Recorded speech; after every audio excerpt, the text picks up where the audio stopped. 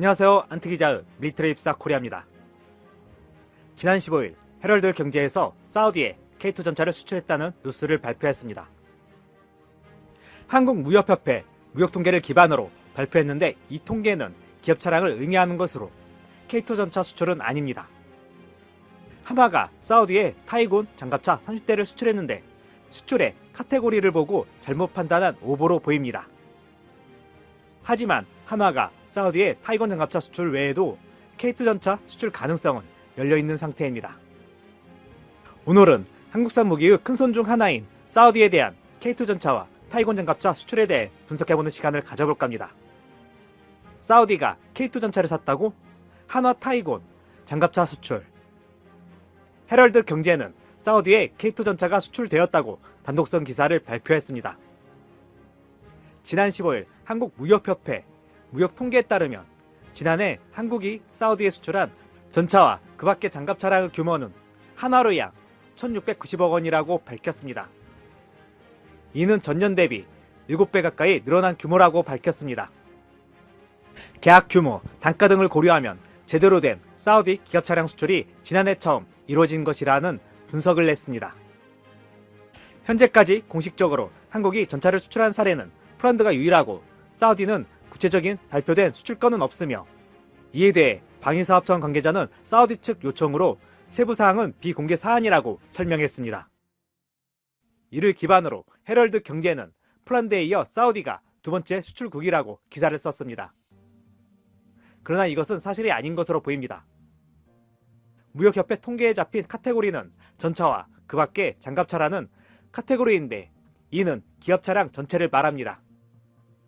앞에 전차라는 단어에 잘못 해석한 것으로 보입니다. 사우디 수출에 성공한 것은 한화의 타이곤 장갑차일 것입니다. 중동 대부분의 계약은 비밀을 유지해야 하는 사항으로 무기 수출을 한 뒤 한참 후에 훈련장에서 목격되는 형식으로 공개되는 경우가 많습니다.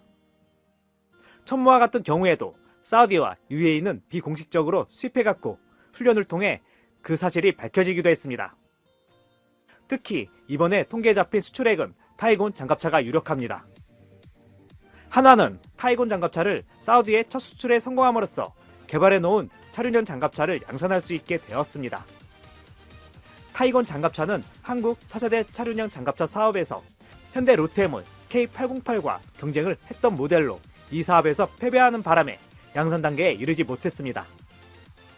한화는 수출용 타이곤 6륜 차륜형 장갑차 모델을 보유하고 있으며 사우디아라비아 군이 발주한 천무 다연장 로켓 부대의 사격 통제 차량으로 첫 수출에 성공한 것입니다. 이에 한화 에어로스페이스는 사우디아라비아 군이 발주한 1000대가 넘는 차륜형 장갑차 사업에 대응해 타이곤 8륜형 장갑차 개발을 준비하고 있습니다. 타이곤 장갑차는 국내 채용되지 못해 양산을 못했다가 사우디에 수출 성공하면서 생산을 시작했지만 해외에서는 높은 평가를 받고 있는 장갑차입니다. 지난 2018년 UAE에서 10개국의 장갑차가 모여 실력을 겨룬 결과 역대 최고 점수인 78.8점을 받았으며 당시 50점대를 받은 미군의 스트라이커 장갑차를 따돌려 전 세계의 주목을 받기도 했습니다.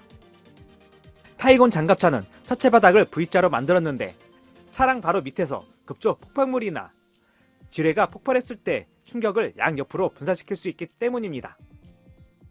타이곤은 대전차 지뢰 8kg을 방어할 수 있고 럼플렛 타이어를 장착해 총상을 입어도 시속 45km 속도로 40km 이상 거리를 달릴 수 있습니다. 타이곤 장갑차는 자주도화 능력이 있으며 장착된 워터제트를 활용하여 강, 호수 등 물 위에서도 시속 8km로 이동할 수 있습니다. 8명의 보병을 수송할 수 있으며 보병이 탑승한 의자 뒤에는 지뢰가 터질 경우를 대비해 충격 흡수 장치가 장착되어 있고 바닥은 지뢰 파편을 뚫지 못하도록 강화 재질로 마감했다고 합니다. 이번 카덱스 2014에서 타이곤 8륜형 장갑차를 기반해 천검 대전차 미사일을 6발 탑재한 다연장 대전차 미사일 장갑차를 선보이기도 했습니다. 사거리 8km의 대전차 미사일을 운용하기 위해 차체 뒤쪽에 광학 탐지 장비가 높은 곳에 설치되어 있습니다. 도색을 보면 중동시장을 감안했으며 타이곤 장갑차 수출 후 추가 수출을 위한 수출형 모델을 선보인 것입니다. 이와 더불어 타이곤 장갑차에 30mm 기관포와 다연장 공대지 미사일을 장착한 차세대 방공 차량도 선보였습니다. 3년 전에 사우디와 BO2를 공동 개발했는데 실전 배치는 하지 못했지만 이때 나온 선출물을 기반으로 재정립한 모델을 선보였습니다. 만약 타이곤 장갑차가 사우디의 차륜형 장갑차 사업에 성공한다면 국내에는 도입되지 않았지만 높은 성능 평가를 받고 있는 무기체계가 해외에서 빛을 발하게 되는 첫 사례가 될 것으로 보입니다. 사우디 육군 전력 강화 사업에 주목해야 할 곳은 바로 전차 도입 사업입니다. 사우디 600대 이상 전차 구매 필요. 사우디는 현재 M1A2 전차 570여 대와 M60 A3 전차 660여 대를 운영 중에 있습니다. 당장 M60 A3 전차에 대한 교체가 필요로 하며 장기적으로는 M1A2 전차 교체도 고려해야 하는 상황입니다. 최근 미국의 탈중동 움직임에 맞춰 사우디는 기존 미국제 무기 도입에서 무기 도입 다변화를 시도하고 있으며 그 파트너로 유럽과 한국을 꼽고 있습니다. 사우디는 공군력 강화를 위해 F-35 전투기 도입을 원하고 있으나 미국이 이스라엘을 감안하여 F-35 전투기 판매를 승인하지 않고 있습니다. 이에 사우디는 단기적으로는 타이푼 전투기 도입을 진행하고 있으며 장기적으로는 6세대 전투기인 직객 공동 개발 참여와 KF-11 블록3 개발 사업에도 관심을 표명하고 있는 상황입니다. 이와 더불어 사우디의 M60A3 전차 교체 사업의 유력한 후보는 M1 전차와 K2 전차로 평가받고 있습니다. 무기 도입 다변화와 현지 생산 가능성을 감안한다면 K2 전차가 우위에 설 수 있다는 전망입니다. 한국산 기갑 장비의 중동 수출 시 문제가 되어온 엔진 및 변속기 문제가 국산 파워팩의 개발 성공으로 장벽이 사라진 상태이기 때문에 K2 전차의 선전 가능성이 높다고 평가할 수 있습니다. 특히 사우디는 2030년대까지 자국산 무기 비율을 50%까지 끌어올리겠다는 야심찬 계획을 가지고 있기 때문에 현지 생산을 지원하는 한국산 무기의 경쟁력이 높습니다. 사우디는 중동의 맹주로서 사우디의 K2 전차 수출 성공 시 이웃 국가인 UAE, 이집트, 오만, 이라크 등에 대한 파급 효과도 매우 높기 때문에 매우 중요한 시장입니다. 밀리터리 입사 코리아 채널은 사우디에 대한 K2 전차와 타이곤 장갑차의 수출을 응원합니다. 오늘 준비한 내용 여기까지입니다.